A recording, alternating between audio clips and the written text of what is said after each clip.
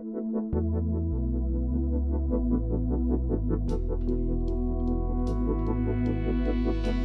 afternoon. I'm delighted to be here to be part of the panel this afternoon and really to share with you some of the results from phase 2 of a very large global study of leadership and public relations that was supported and carried out by the Planck Center for Leadership at the University of Alabama, Heyman Associates, and IBM. Ron mentioned the Planck Center was founded in 2005. One of its chief areas of concentration since 2005 has been on doing leadership research. We discovered in 2005 actually that there had been very little research done in the area of public relations and communication management. So we've made that a focus. Since 2005 we've conducted or funded 22 studies about leadership. Those have been good studies, but they've been relatively modest, and the focus has been entirely on the United States. So the board decided nearly 2 years ago that we wanted to take a much bigger look at leadership in public relations. After all, we live and practice in a high-speed, complexly interconnected global world. So we wanted to explore what's happening in practice and the changing context for practice. Thus, in 2012, we launched a 2-phase study in the field, and the first phase was an online survey. The 5 research questions listed here really guided our study. Understanding issues is an important starting point because issues, in fact, are context for practice, and they have a great deal to do with influencing what leaders actually do on the job. We also wanted to learn how leaders manage the issues, strategies, tactics, how issues affect leadership roles and practices and responsibilities. In addition, we wanted to capture insights about, well, what about the future? What about future leaders in our field? And we wanted to get a good sense of cultural variations. So it was a very large sample that we dealt with, and this slide gives you a sense of the scope of that study. 8 of the 10 largest economies in the world were included. The survey was done in 9 languages in 23 countries. We had a wonderful international research team of 28 individuals who carried out the study. And in the end, nearly 4,500 practitioners in these 23 countries participated in the survey. This is, in fact, the largest study of leadership that's ever been conducted in public relations. Now, the results from the survey were presented at the first leadership forum last November 1st here in Chicago, and they're available online at the center's website. Today I'm going to talk with you about a few of the top-line findings for phase 2, which, as you can see here, focused on depth interviews with 137 senior leaders in 10 countries and regions, as indicated here. They were depth interviews. They ran on average about 52 minutes in length, and they were conducted largely via telephone. The interviews were grounded very much in the survey questions. We wanted to take a deeper look at issues and how they affect practice, and particularly, what do they mean day to day for leaders on the job? How do these issues come into play? We also wanted to take a close look at organizational structure and culture, which in my view we don't pay enough attention to in our education, the culture and structure and the influences that they have on practice, and really discuss with these executives how they see the development of future leaders. So analysis of the interview transcripts, the country reports for the 137 interviews yielded a very comprehensive and rich set of data. There are many intriguing findings. Some of the most interesting stuff are actually, of course, in the quotations that I can't get much into today. So what I'm going to do is briefly share 5 storylines or 5 themes that come through in that data set. And the first of those is about the competitive hunt for talent. When asked to describe the key issues that keep them awake at night, these executives collectively mentioned 14 issues, many of which, in fact, are very similar to the top 10 issues list that I'll show you in a moment. But the senior leader said that finding, developing, and retaining top talent at all levels in the organization was the thing that kept them most awake at night. Now, in the survey, the talent issue was rated lower in the general survey, number 7 on the list here. The sample, however, was a wide range of practitioners at different levels in the organization. But for top leaders, the talent issue is a critical one. This, in fact, was mentioned in the interviews in most countries, but especially in 4 large countries: the Chinese-speaking countries, the United States, Russia, and India. Top issue. It isn't new, of course. But leaders said that globalization, the growing demands for communication professionals everywhere, and for students in the audience, this is great news. You're in demand everywhere in the world, not just here. And the digital revolution have in fact intensified this quest. Many said the issue consumes a majority of their time, and in fact does so because it is very much a multi-dimensional issue. The executives underscored the need for new professionals to possess digital and research skills. Well, that's old news to us now. But the talent need is as great or even greater at mid and upper level management ranks. The quest for people who possess keen critical thinking skills, strategic thinking skills, problem solving, and team leadership skills, a point that Rod just mentioned. As one leader summarized it, and I quote, "I need experienced people who I can drop into Russia or China or Brazil, and they can solve problems, or they can capitalize on opportunities without my having to hold their hand or lead them through the process step by step," end quote. Another dimension is the growing training requirement to offset the increasingly short half-life of knowledge sets that our graduates come out of school with. And another dimension is retaining top talent. And here, 4 things were mentioned as being important in terms of retaining top talent. The first one was the presence of good training programs in organizations, some job autonomy, the freedom to operate on the job. Third, a sense of future possibilities in that organization. And fourth, a strong internal culture were seen as important in terms of retaining people. The second prominent theme is linked strongly to the digital revolution. Digital, in fact, magnifies and intensifies the long-time sense-making role of communication leaders. This role requires leaders to seek out information and issues in the environment that may have some impact on the organization, or information issues that may create certain opportunities for the organization. Then, to interpret and translate that back into the organization or to other publics by way of deciding what to do with the information that we have.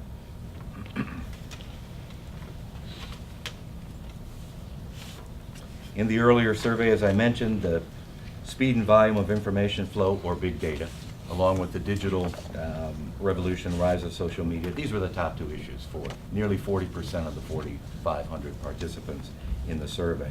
And this was true, in fact, across most countries. There are lots of sweeping implications for the profession. In fact, it's totally revolutionizing the profession. But for leaders especially, it bears on this central sense-making role. There are really 3 steps in sense-making, generally speaking. There is the sense-making step, sense-giving and sense-negotiating. I just mentioned taking in information, identifying it, bringing it inside the organization, then trying to interpret and convince others what it means from your preferred point of view, and then to enter into negotiations with others in the organization who may have different interpretations of what that information is and issues mean. This is an ongoing, endless process inside of organizations, sense-making.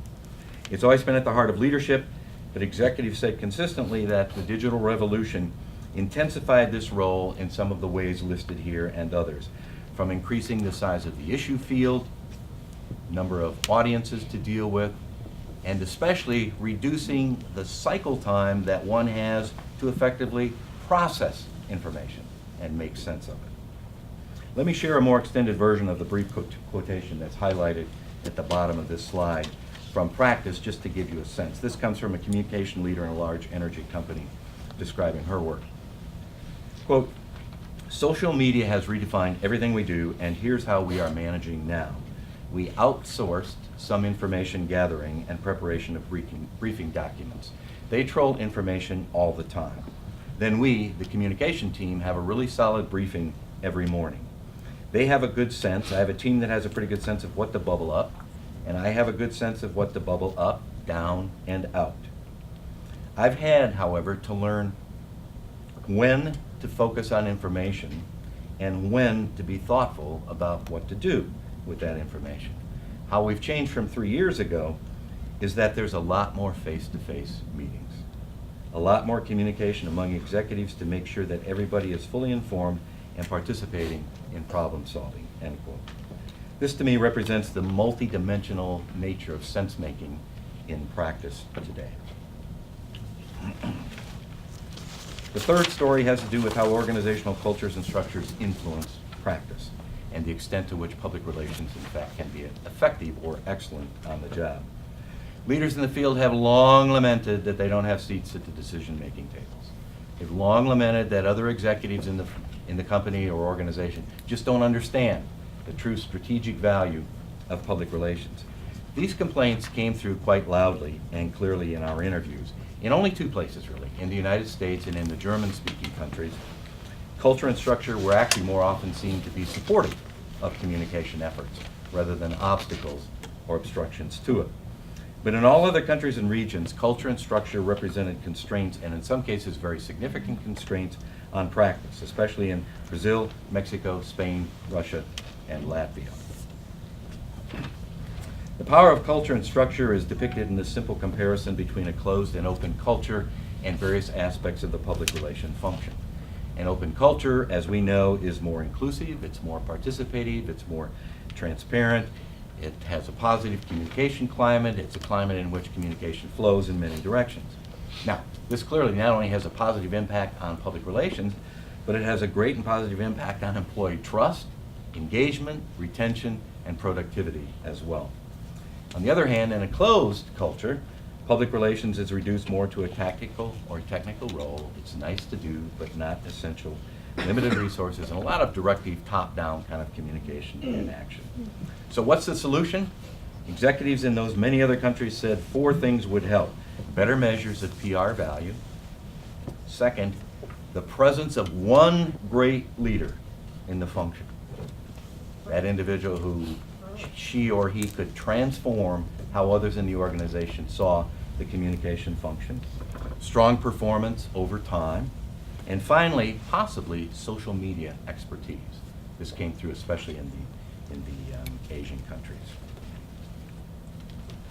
Okay, number 4, 14, development of future leaders. Executives said that leaders are, of course, a vital form of human capital. So how they are developed for the future, a future that's certain to be more challenging and dynamic than even the one today, is pretty crucial.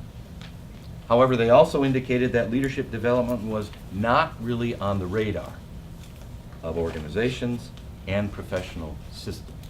In short, leadership development is really, in their view, underdeveloped.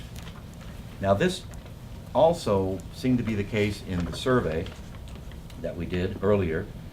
The need for improved development of leaders here also was evident. For example, participants, remember all the participants in the survey were professional PR folks, communication management people, rated the performance of their top PR leader at 4.4 on a 7-point scale, just a little bit above average performance. A leadership index that we developed also revealed great room for improvement in leadership and the conditions for leadership in all countries, a score of 14.5 on a 21-point scale. So where does development occur? Well, some individuals seize the opportunity and develop themselves and look for opportunities. Some organizations, some companies, some agencies, in fact, I think an increasing number, at least in several countries, develop people themselves. They have their internal colleges or their internal training and education programs that they use with people. Some are quite renowned for this, actually. Some leadership skills and capacities are developed in education. Critical thinking skills, for example, analytical skills, exposure to ethics and codes of ethics and moral reasoning in practice. But in all countries and regions, without exceptions, the executive said there is no mandate for, nor frankly much discussion of, future leaders in education programs or in professional association and other system structures. This leads into the last theme or storyline. We also asked the communication leaders to look ahead 10 to 15 years. They all said that was impossible. We can't look ahead 5 weeks, let alone 10 or 15 years. We asked them to do that, however, and think about how leaders in the future might differ from leaders today, given the kind of dynamic world and evolving practice that we are in. Many said that some traditional qualities and characteristics would continue, and that great leaders in the past would probably be great leaders today and probably would be great leaders tomorrow as well. On the other hand, the executives described a number of sweeping changes and new requirements for future leaders, and their comments were fairly consistent across the country. So we pulled together those more consistent comments to create a kind of composite profile of future leaders tomorrow. And I'm going to read that to you, part of it. More public relations leader in the future will be women. Future leaders will be better educated, and a growing percentage will possess degrees in public relations or strategic communication, but they'll also have better understanding of advertising, marketing, technology, economics, and business. Continuous education and training will be required to keep up with an ever-expanding pool of knowledge. In these and other ways, future public relations leaders will be seen as business and organization leaders as well as communication leaders. Having grown up wired, future leaders will think digital first. Decision-making will grow out of analysis of mountains of data and carefully targeted research rather than intuition or past experience. Measurement will be refined, routine, and demanding. Transparency will be a practice, not an objective. Future leaders will have a global view, and a rich passport filled with experience, global experiences, and diverse projects. They will be specialists of the world rather than media specialists. Future leaders will be risk takers, firefighters, formidable change agents who push to create cultures for communication by knocking down internal barriers and driving engagement. Above all, they will be ethically branded and courageous, willing to speak truth to power and to challenge those who abuse or misuse power. Well, that's quite a compelling vision, isn't it? Quite an ambitious vision for the future. But it really begs the question in the end, and that is, how does the profession arrive at this bright future without some deep changes in perhaps how we conceptualize and develop individuals for leadership roles in the future? The interviews yielded a lot of findings, but I've highlighted just these 5 storylines or themes today. I think it's important that all of these, in fact, are global in nature. They touch practice and leadership around the world. And they are important food for thought and discussion for practitioners and educators, especially with respect to the development, I think, of future leaders. At the Planck Center, we believe that leadership, in fact, it's too important to take for granted. We need to devote more time to discussing and evaluating public relations leadership. What it is, what it means, how we measure it, and how we develop it for the future. Leadership, in fact, we think should be at the center of our professional dialogue, not in the margins, in fact, where it's been for some period of time. Okay? For more about the study, you can visit the Planck Center website. We also have coming out in the spring a book that is a comprehensive report on the survey and on the interviews at the same time.